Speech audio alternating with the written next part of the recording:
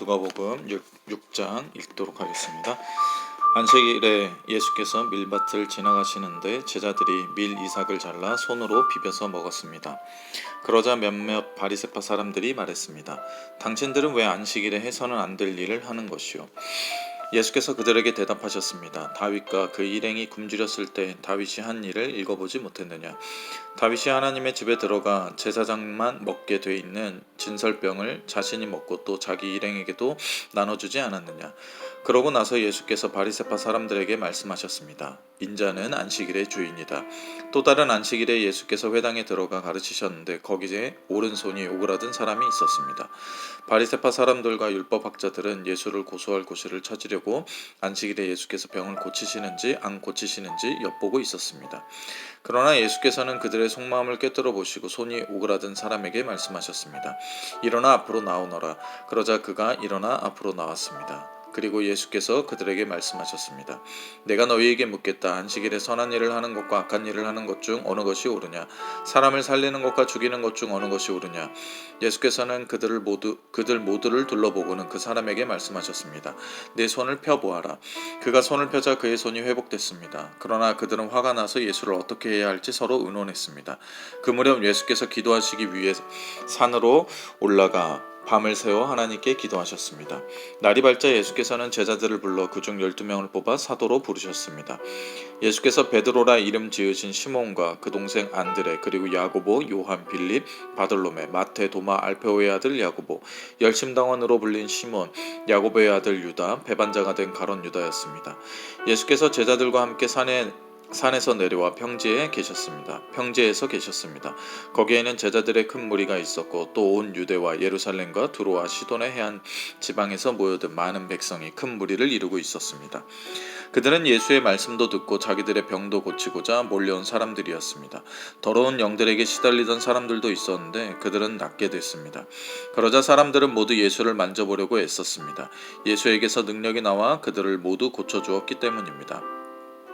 예수께서 눈을 들어 제자들을 보시며 말씀하셨습니다. 너희 가난한 사람들은 복이 있으니 하나님의 나라가 너희 것이다. 너희 지금 굶주리는 사람들은 복이 있으니 너희가 배부르게 될 것이다. 너희 지금 울고 있는 사람들은 복이 있으니 너희가 웃게 될 것이다. 인자 때문에 너희를 미워하고 배척하고 욕하고 너희 이름을 악하다고 밀쳐내도 너희에게 복이 있을 것이다. 그날에는 너희가 기뻐하고 즐거워하라. 하늘에서 너희 상이 크기 때문이다. 그들의 조상들도 예언자들에게 이렇게 대했다. 그러나 너희 지금 부유한 사람들은 화가 있다. 너희가 이미 너희의 위로를 다 받았기 때문이다. 너희 지금 배부른 사람들은 화가 있다. 너희가 굶주리게 될 것이기 때문이다. 너희 지금 웃고 있는 사람들은 화가 있다. 너희가 슬퍼하며 울게 될 것이기 때문이다. 모든 사람에게 칭찬받는 사람들은 화가 있다. 그들의 조상들도 거짓 예언자들에게 이렇게 대했다. 그러나 내 말을 듣는 너희에게 내가 말한다. 너희 원수를 사랑하라. 너희를 미워하는 사람들에게 잘해주라. 너희를 저주하는 사람들을 축복하고 너희에게 함부로 대하는 사람들을 위해 기도하라. 누가 내 뺨을 때리거든 다른 뺨도 돌려대라.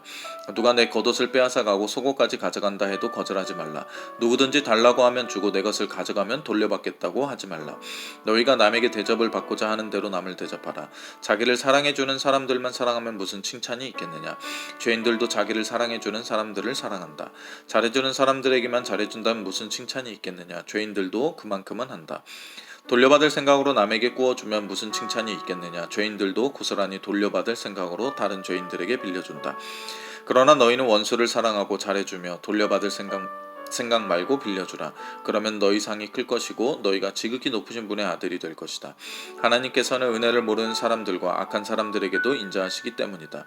너희 아버지께서 자비로우신 것처럼 너희도 자비로운 사람이 되라. 남을 판단하지 말라. 그러면 너희도 판단받지 않을 것이다. 남을 정죄하지 말라. 그러면 너희도 정죄받지 않을 것이다. 용서하라. 그러면 너희도 용서받을 것이다. 남에게 주라. 그러면 너희가 받을 것이다. 그것도 많이 꾹꾹 눌러 흔들어 넘치도록 너희 품에 안겨줄 것이다. 너희가 남을 저울질하는 만큼 너희도 저울질 당할 것이다. 예수께서 또한 그들에게 이런 비유를 들려주셨습니다. 눈먼 사람이 눈먼 사람을 인도할 수 있느냐? 그러면 둘 다 구덩이에 빠지지 않겠느냐? 학생이 스승보다 나을 수 없다. 그러나 누구든지 다 배우고 나면 자기 스승과 같이 될 것이다. 어째서 너는 내 형제의 눈에 있는 티를 보면서 내 눈에 있는 들보는 깨닫지 못하느냐? 내 눈에 있는 들보는 보지 못하면서 어떻게 형제에게 형제여 내 눈에 있는 있는 티를 빼자고 하겠느냐. 위선자여, 먼저 내 눈에서 들보를 빼라. 그런 후에야 내가 정확히 보고 형제의 눈 속에 있는 티를 빼낼 수 있을 것이다. 좋은 나무는 나쁜 열매를 맺지 않고 나쁜 나무는 좋은 열매를 맺을 수 없다. 나무마다 그 열매를 보면 안다. 가시나무에서 무화과를 딸 수 없고 찔레나무에서 포도를 딸 수 없는 법이다. 선한 사람은 마음속에 선한 것을 두었다가 선한 것을 내놓고 악한 사람은 마음속에 악한 것을 두었다가 악한 것을 내놓는다. 사람은 마음에 가득 찬 것을 입으로 말하는 법이다. 어째서 너희는 나를 주여 주여 하고 부르면서 내가 말하는 것은 행하지 않느냐. 내게 와서 내 말을 듣고 그대로 실천에 옮기는 사람이 어떤 사람과 같은지 너에게 보여주겠다. 그는 땅을 깊이 파고 바위에 단단히 기초를 세운 건축자와 같다. 홍수가 나서 폭우가 덮쳐도 그 집은 흔들리지 않았다. 그 집이 잘 지어졌기 때문이다. 그러나 내 말을 듣고도 실천에 옮기지 않는 사람은 기초 없이 맨 땅에 집을 지은 사람과 같다. 그 집은 폭우가 덮치는 즉시 무너져 폭삭 주저앉았다. 우리말 성경 누가복음 6장 1절에서 49절 말씀입니다.